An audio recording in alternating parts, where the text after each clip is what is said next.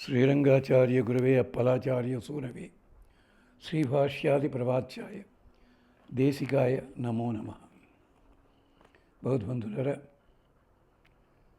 పర్ణశాలలో 70వ భాగంలో జైమిని మహర్షి వేదపాదస్తవం చేశాడని చెప్పుకున్న దాంట్లో మరలా ఋగ్వేదమే పాదముగా కలిగిన స్తోత్రం ఇది.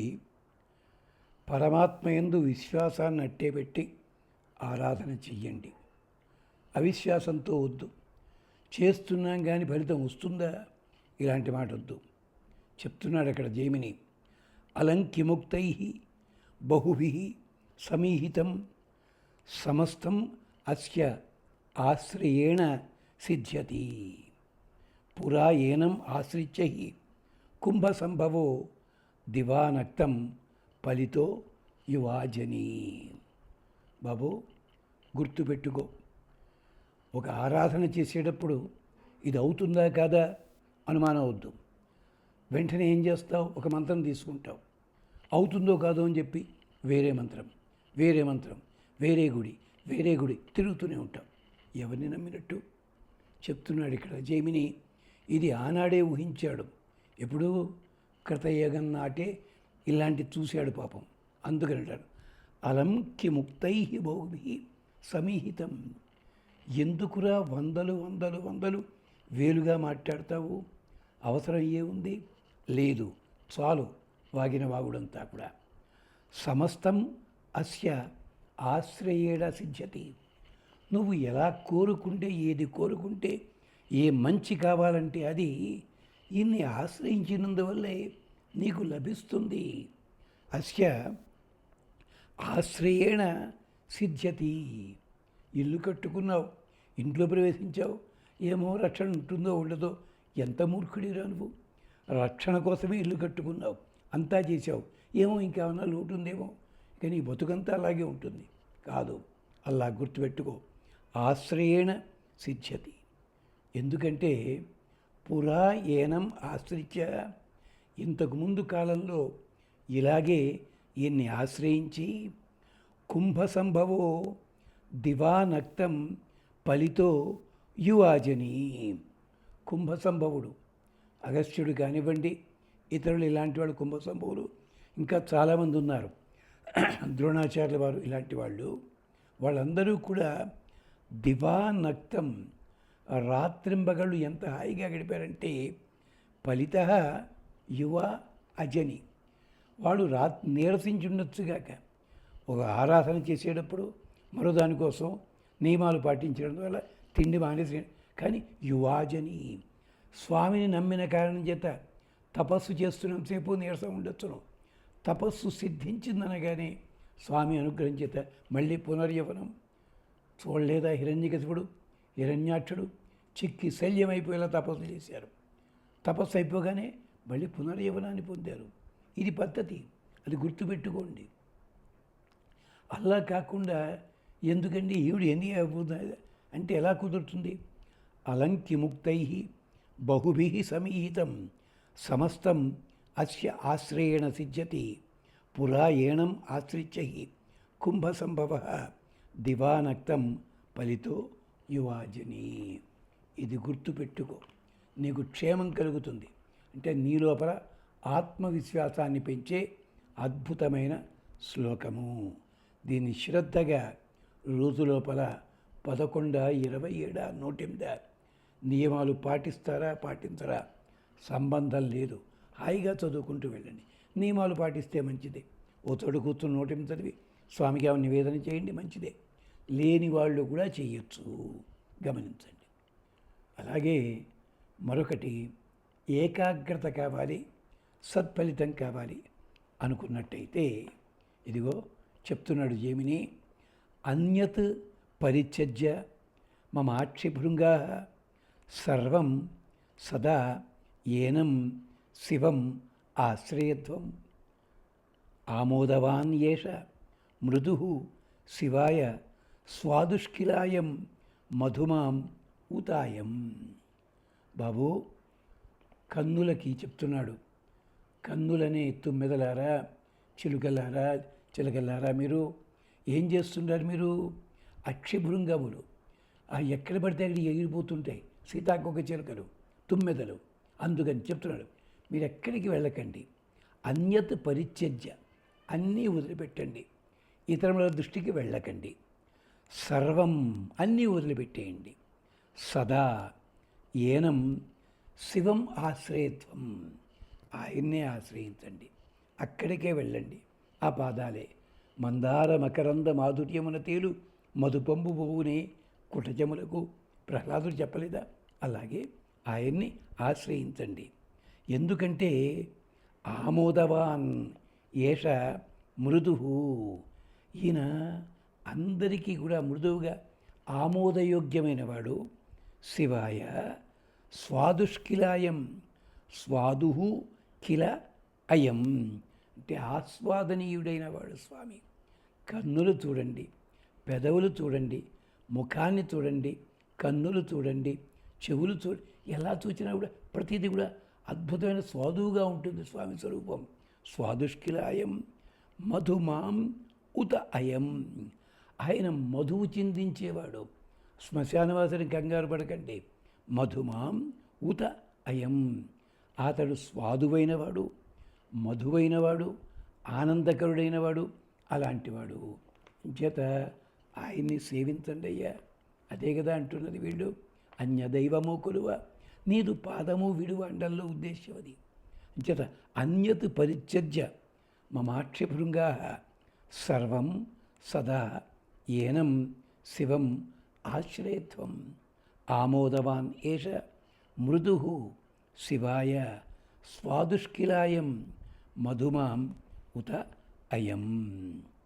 అలాగే మీకు కీర్తి కలగాలన్నా, ప్రసిద్ధి కలగాలన్నా, మీకు ఒక గుర్తింపు కలగాలన్నా, ఇగో ఇప్పుడు చెప్పబోయే మంత్రాలు 2 ఉన్నాయి. ఒకటైనా చదవండి. భవిష్యసిత్వం ప్రతిమానహీన, తప్పకుండా నీకు నీవే సాటి. నీకు సాటి అనేవాడు రెండోవాడు ఉండడు. అలాంటివాడుగా వినిర్జిత అశేష నర అమరశ్చ, నీ చేతి లోపల నరులు ఓడిపోతారు, దేవతలు ఓడిపోతారు ఆ కీర్తి ముందు. వినిర్జిత అశేష నర అమరశ్చ నమశ్చతే వాణి, నమశ్చ తే వాణి, నీ మాటలు నమస్కరించబడతాయి. మహేశం ఏనం, ఈ మహానుభావుణ్ణి స్తుతించు.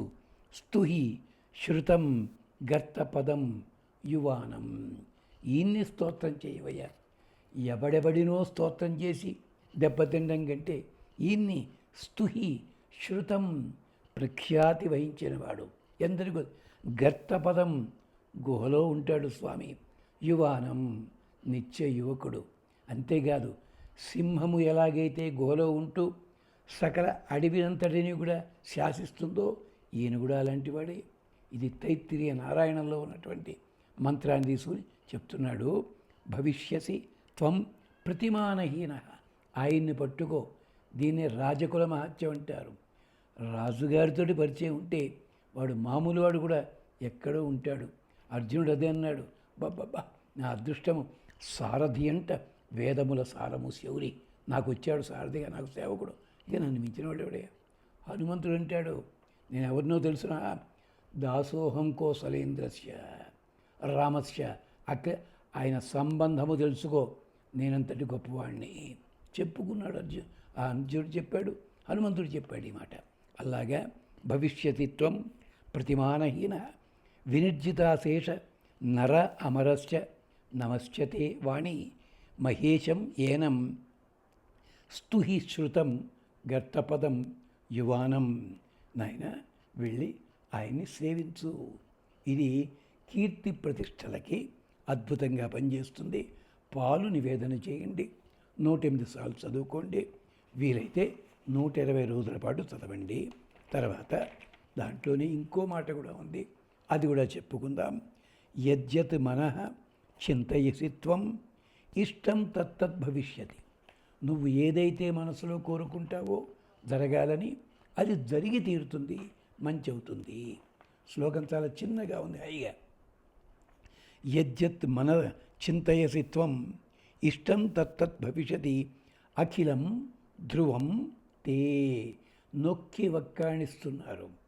ఎంచారు మనకి అందరికీ తెలుగువాళ్ళకి అనుమానాలు ఎక్కువ, అందుకు 1-3 సార్లు చెప్పాలి, అందుకని చెప్తున్నాడు ఆయన. అఖిలం ధ్రువం, ప్రతిదీ కూడా నీకేం అనుమానం లేదు. దుఃఖేన వృత్తిం విషయే కదాచిత్ యుంక్ష్వామహే సౌమనసాయ రుద్రం. దుఃఖేన, అతి కష్టం మీద, వృత్తిం విషయే, నువ్వు చేస్తున్న పని ఎందు కష్టం ఉంటుంది, దుఃఖం, దానికోసం కదాచిత్, ఎప్పుడైనా కానీ ఓ పని చేయడంలో నీకు కష్టం వచ్చింది, వెంటనే గుర్తు చేసుకో ఆయన్ని. యుంక్ష్వామహే, అతన్ని గుర్తు చేసుకో, అతన్ని కలుపుకో. సౌమనసాయ రుద్రం, యుక్ష్వ మహే సౌమనసాయ, ఆయన్ని ఆరాధించు. క్షీరసాగర మతరమేళ జరిగింది ఏమిటండి? భయంకరమైన ఆ విషం వచ్చింది. ఏం చేశారు వాళ్ళు? స్వామిని ప్రార్థించారు. ఆ విషయాన్ని ఆపడానికి ఎవరి వల్ల కావటంలే. బ్రహ్మదేవుడు ఎక్కడో ఉన్నాడు, విష్ణుమూర్తి ఏమో కింద ఉన్నాడు, ఆయన్ని పిలిచారు. అది విశేషం అన్నమాట. అందుకని యద్యత్ మనః చింతయసి త్వం ఇష్టం తత్తత్ భవిష్యతి అఖిలం ధ్రువంతి. దుఃఖేన వృత్తిం విషయే కదాచిత్ యుంక్ష్వామహే సౌమనసాయ రుద్రం. స్వామిని చక్కగా ఆరాధించుకోండి మీరు. ఎందుకో తెలుసా? మీకు పశ్చాత్తాపం కలిగి చింతపడ్డప్పుడు కూడా ఈయన్నే తెలుసుకోండి. అజ్ఞాన యోగాత్ అపచార కర్మ యత్పూర్వం అస్మాభిః అనుష్ఠితం తే తదేవ సోఢ సకలం దయాళో పితేవ పుత్రాన్ ప్రతినో జుషస్వ. ఇది కూడా ఋగ్వేదమే. భగవంతుడా, నిన్ను కోరుతూనే నా పాపాలు లెక్క పెడతావా? వద్దయ్యా, పాపాలు క్షమించవయ్యా. అజ్ఞాన యోగాత్, అజ్ఞానమే నాలో కలిసిపోయింది, దానివల్ల అపచార కర్మ, చెయ్యకూడని పనులే చేశాను.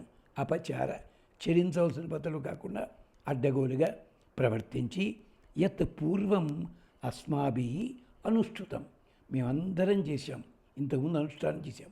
తే, నీ విషయంలో కూడా చేసాం అలాగా. అంచేత తదేవ సోఢా సకలం దయాళో, దాన్ని కూడా ఓర్పుగా అంగీకరించి సహించి, దయాళో పితేవ పుత్రాన్ ప్రతి నో జుషస్వ. తండ్రి కొడుకు తప్పులు చేస్తాడు, క్షమించమని అడుగుతాడు వచ్చి, వెంటనే తండ్రి గారు వాణ్ణి క్షమించి వదిలేస్తాడు. అలాగా పితేవ పుత్రాన్ ప్రతినో జుషస్వ, మమ్మల్ని కూడా అంగీకరించవయ్యా. ఇది కూడా పరమాత్మ దయ అద్భుతంగా పనిచేస్తుంది. ఈ శ్లోకాలన్నీ కూడా సర్వకాల సర్వదేశ సర్వావస్థలలో చదువుకునే శ్లోకాలు ఇవి, గమనించండి. తర్వాత బాధా విముక్తి కోసం అని చెప్పి, ఇది కూడా ఋగ్వేదంలో మంత్రము, దాంతో కలుపుకుంటాం.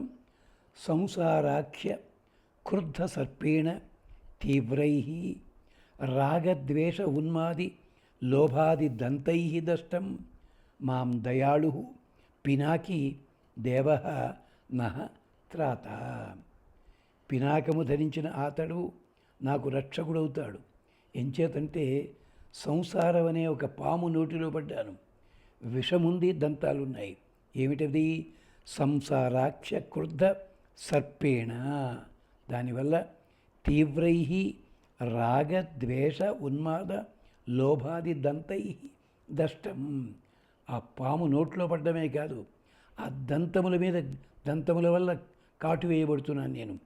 రాగము, ద్వేషము, ఉన్మాదము, లోభము, ఇలాంటి వాటి చేత దష్టం, కరవబడ్డాను నేను. కరిస్తే ఆ విషమంతా గప్పుకు లోపలికి వెళ్తామో, ఆపేవయ్య, నువ్వు ఆపుకున్నావు కదా విషయంలాగా. అందుకని మాం దయాళో స్వామి పినాకీ దేవ నః త్రాత. పినాకము ధరించినవాడు ఈ దోషాన్నంతటి కూడా తొలగించుగాక, నన్ను రక్షించుగాక.